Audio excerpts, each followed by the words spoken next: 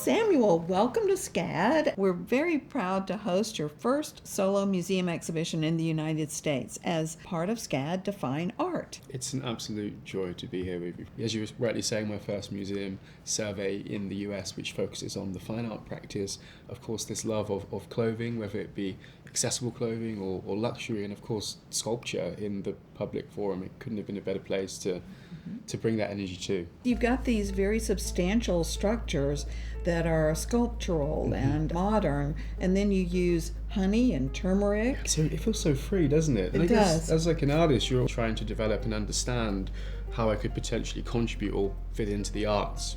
And as time goes on, you realize that it's not just enough to express how you feel, but you need to try to move a discipline forward.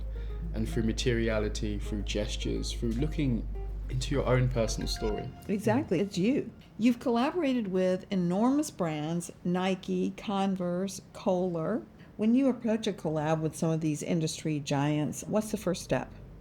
It's interesting, it all starts from pen and pencil. It's to write out what we're trying to achieve, what the partnership can mean. And once you start to get into the territory where you feel a little bit of edge or texture, you follow that. What are some complications that a newbie designer might not anticipate? It's a case of patience and communication. You know, there's always a right way to get your idea across, and it's being gracious with your time to allow other people to input and also make it their idea. It's all about collaboration. You recently launched a capsule with Zara. What was the pitch like? You know, my business partner, Yi, and I have been entrepreneurs for the past decade, and it's always been this meeting of creativity and entrepreneurial spirit, but also intuitiveness to think what's next. We want to be able to solve problems and offer solutions in fashion, and when we thought about, well, how do we reach society, it made sense to partner and pitch one of the largest manufacturers in the world, largest public company in Spain, Intex, and we would take our suitcases over with our samples, super old school, which is still the best way, face to face, eye to eye, pitches on the table, and we said, we think this is the future, why don't we build this together? And that's now matured into a multi-year joint venture, which is really exciting. Amazing. It really takes confidence and clarity and courage and strong communication skills and thinking through the whole business. It takes a team, and it takes trust, and it takes a dynamic that you build with, a core set of people. Yeah, I think as an artist you have to dream up the ideas, but then you have to convince somebody else of the viability of those ideas. And creativity is one facet of it, but it must end up being tangible. You've mentioned that fashion is an extension of your day-to-day life. It's an expression of your identity. Truthfully, I'm wondering how your personal style impacts your design approach. I feel like as a designer, your personal style is the truth that you deliver to the world, and you can only communicate that well if you deeply care and can tell those stories through garments and through product. I noticed you have a fondness for outerwear. Yes, I do indeed. And you're a very stylish gentleman. What are some of your favorite accessories and clothing items? It's interesting. I always look at outerwear, of course. Footwear is completely up there, and the tracksuit. It's very rare that I will wear trousers. I have a love of denim, and I have a love of tracksuits. I'm always trying to find a way to add a slight sartorial or tailored or slightly more chic or elegant take on both of those two categories. I feel like the modern suit doesn't need to be as structured. I think there's a space for it, but how do we meet society halfway and offer them a new solution?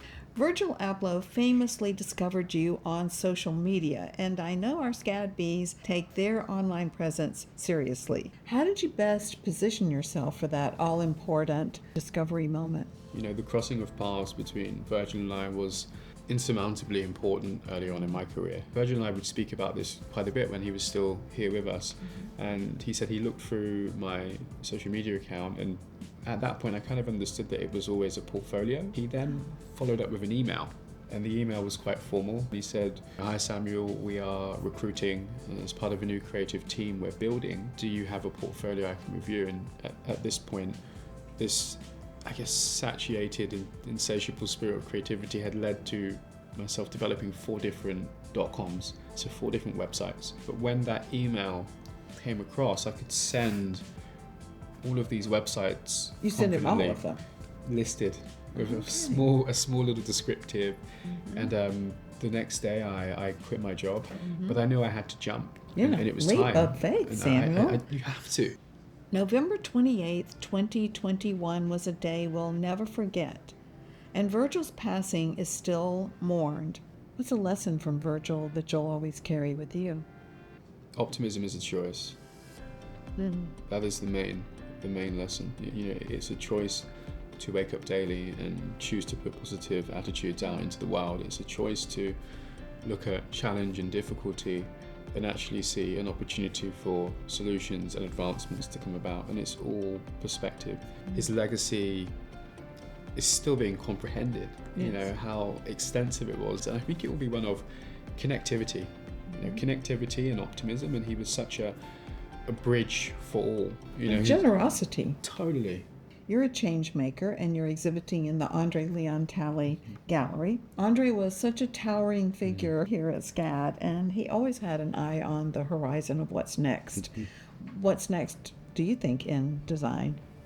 AI is next, and AI being used to support human creativity is very exciting. Yes. It feels like, from what I've understood from a few mentors, there's always a choice when there's a new leap or advent in technology, and now it's AI, and it's about understanding when these new advents come about, they're not to be feared, but they're incredibly exciting, and we need to lean into them. Well, our SCAD students look to you for inspiration, and I wonder, what are you looking to for the next generation? It's definitely this balance of, quite like practical business advice, which will help their creative practices, and then it's just hearing what they need help on and giving them space to be as completely honest of the questions that they want to ask. I try to not push information on the next generation or any artist or designer, and it's more so just trying to get better at listening and understanding how I can really support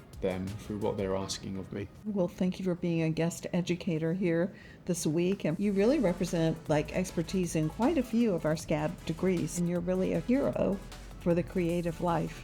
It's such an honor and joy to be here with you and to be able to spend time with the students, and it's completely fulfilling, and they are the next generation that will take things far beyond what we have achieved, and I'm glad to support them on that journey.